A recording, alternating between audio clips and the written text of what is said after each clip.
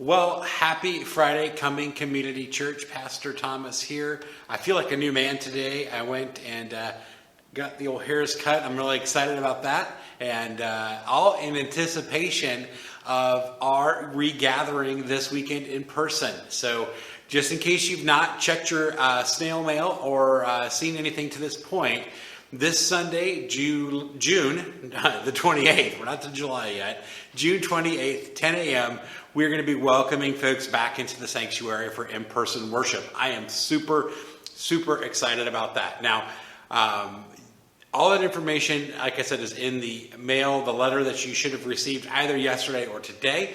If you don't have that, please let me know. You can also check our website, and at the top, check COVID-19 update, and click on that link. It's also going to be in the emails I send out and everything else. We should be ready to go with all those. Please do pay attention to the expectations and to the requirements and stuff.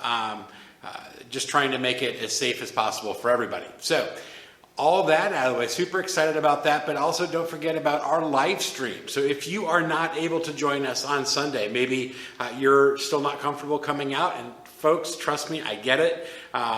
Even going to get my hair cut this morning made me a little anxious at time with as close as the lady cutting my hair had to be. So that made me a little anxious. I understand that. So if you're not able to join us for that reason or choose not to, completely understand. No problem there. You can watch the live stream starting at 10 o'clock. Now, it will be live then, and then it will be recording at the same time. So if you check in at 10:15, you can just pick up right there at the beginning, starting at 10, and then any time.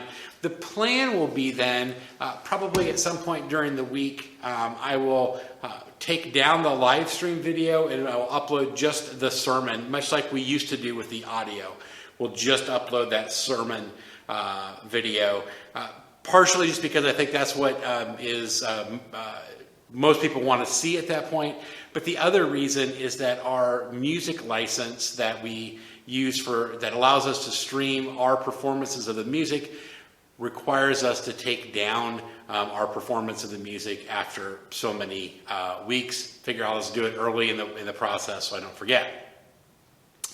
All of that. If you have any questions about resuming in-person worship, any concerns, anything at all, please let me know. Give me a call, shoot me a text, send me a smoke signal, whatever you like.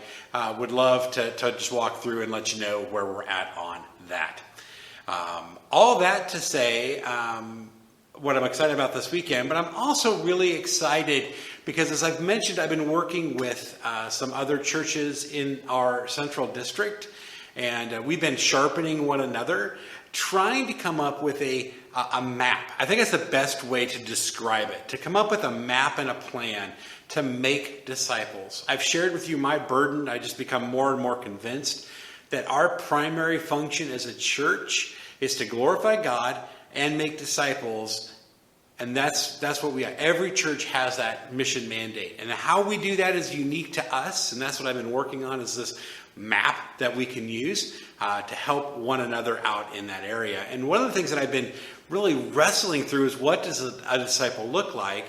And Jesus said that you will know, that the world will know that we are his disciples by our love. So if that's true, and Jesus said it, it's in the Bible, so we know that it is, what does this love look like? Is it like the love I have for my wife? Is it the love I have for my kids? Is it the love I have for pizza and NASCAR? What kind of love is it? Well, 1 Corinthians gives us an idea. And it says here that love is kind in 1 Corinthians 13, verse 4. Love is patient and love is kind. And I think in our culture today, kindness is something that's overlooked. We don't have a lot of examples of kindness in our culture today.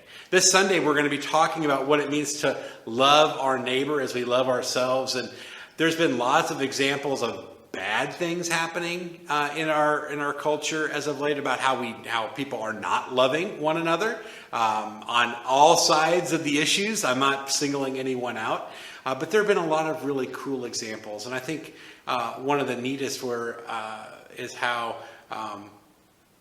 a lot of pastors that I know have gone down and prayed for the police officers and with the protesters both, trying to seek peace and reconciliation. That's kind. They're seeking to be a bridge, seeking to be ambassadors of reconciliation. There's other ways that we can be kind, maybe not something that dramatic.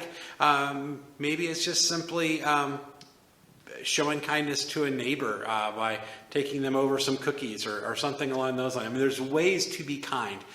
My point in all this isn't to give you a detailed list, but to set an ethic and the idea and an expectation. Love is kind. Christians are to love. And if we want to know what that love looks like, love is kind. So here's my challenge for all of us this week.